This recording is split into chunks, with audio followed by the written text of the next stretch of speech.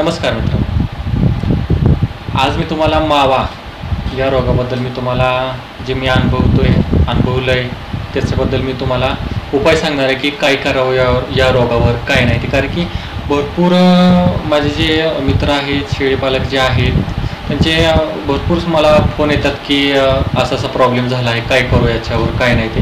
जे मी घरगुती उपाय करतो ते मी तुम्हाला सांगणार आहे. त्यात एक सांगू इच्छितो की माझं जे यूट्यूब चॅनल आहे, माझ्या अशीच नवीन माहिती तुम्हाला वारंवार मिळण्यासाठी यूट्यूब चॅनल माझे काय करा, तुम्ही सबस्क्राईब करा आणि लाईक करा की ज्याच्यामुळे तुम्हाला नोटिफिकेशन वारंवार मिळत राहतील मी असं काय नवीन अपलोड केलं का. तर चला सुरू करूया. तर मित्रांनो, मावा हा रोग प्रथम म्हणजे सांसर्गिक रोग आहे. आणि हा रोग कसं आहे तर एकाच्या स्पर्शाने दुसऱ्याच्या पूर्ण आपल्या गोट्यामध्ये हा रोग पसरतो. मग नवीन शेळीपालकाला काय होतंय की कुठल्या शेळीला सांभाळू आणि कुठल्या शेळीला काय करू, आणि मग त्या शेळीचा त्याचा जो प्रादुर्भाव आहे मावा रोगाचा तो वारंवार वाढतच जातो. मग शेळीच्या तोंडाला असे फोडे येतात, आतून रक्त यायला सुद्धा सुरुवात होते. काही वेळेस असं मी अनुभवलंय. तर मग त्यामुळे काय होतं, चारा पाणी शेळी काय होते, खात नाही. आणि चारा पाणी नाही खाल्लं का अशक्त होणार. अशक्त झाली का मग पुढचं तुम्हाला माहितीच आहे काय होतं आणि काय नाही ते. म्हणजे आज अनुभविकांचं जे आहे ते आज आम्ही अनुभवतोय की बाबा काय आम्ही केलं होतं आणि आम्ही काय करतोय ते. तर आज मी तुम्हाला सांगतो त्याच्यावर उपाय काय ते. तर मित्रांनो, हळद जी आहे ती आपल्या सर्वांच्या घरामध्ये उपलब्ध असते. आणि बारीक मीठ आणि जे आपलं स्वयंपाकासाठी वापरणारं जे तेल असतं ते काय करायचं, तेल, हळद, मीठ आणि तेल काय करायचं, एकत्र करायचं.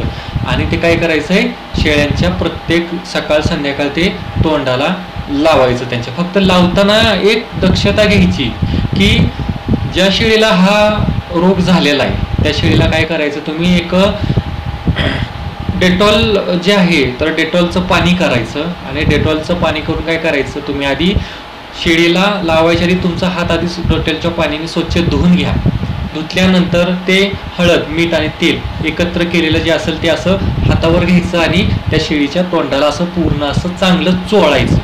चांगलं चोळल्यानंतर काय करायचं आहे आपल्याला की दुसऱ्या शेळीला जरी ते मावा रोग नसेल आला तरी आपण काय करायचं आहे, तिला तोच उपाय आपण करायचा आहे. पण त्याआधी काय करायचं, आपण आपला जो हात आहे तो हात काय करायचा आहे, पुन्हा डेटॉलने, म्हणजे प्रत्येक शेळीला लावताना प्रत्येक वेळेस हात साबणाने, डेटॉलच्या साबणाने किंवा डेटॉलने काय करायचं आहे, प्रत्येक वेळेस तो तेलकटपणा सगळा धुवून काढायचा. नाहीतर काय होईल की एखादी शेळी चांगली असायची आणि तिला रोग नसायचा, तर आपल्या ह्या चुकीमुळे आपण त्याला काय करायचो, तो रोग लावून बसायचो. त्याच्यामुळे काय, ही नेहमी काळजी घ्यायची. प्रत्येक वेळेस जेवढी तुम्ही स्वच्छता राखाल तेवढा हा रोग चटकन तुमचा गोट्यातला नाहीसा होईल. आणि हा सर्वात जो आहे तो कमी खर्चिक हा उपाय.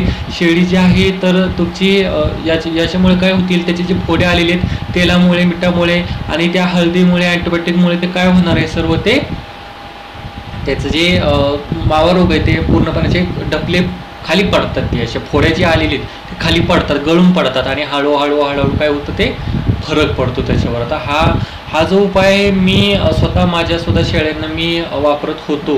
आता सर्व म्हणजे आता तो सध्या तर नाही आहे, पण ज्यावेळेस असं काही होतं त्यावेळेस मी याच्याशिवाय दुसरा कोणताही मी पर्याय निवडत नाही. माझा जो काय घरगुती जो उपाय असतो तोच मी हा सर्वात कमी खर्चाचा हा मी उपाय शेळ्यांसाठी मी करत असतो. कारण की शेवटी कसं आहे की आपण शेळीला किती खर्च करतोय आणि किती इन्कम आम्ही कमवतोय त्याच्यावर सर्व निर्भर असतं. आज आपण आपट खर्च करू तर त्याच्यामुळे काय होणार आहे, तर जेवढा आपण खर्च करणार आहे त्याच्यापेक्षा जास्त आपली निदान उत्पत्ती, आपले पैसा आपल्याला त्यातून मिळायला पाहिजे. तर आपण याच्यावर सर्व खर्च करत बसू तर हातामध्ये आपल्या काय होणार आहे, काहीच होणार नाही.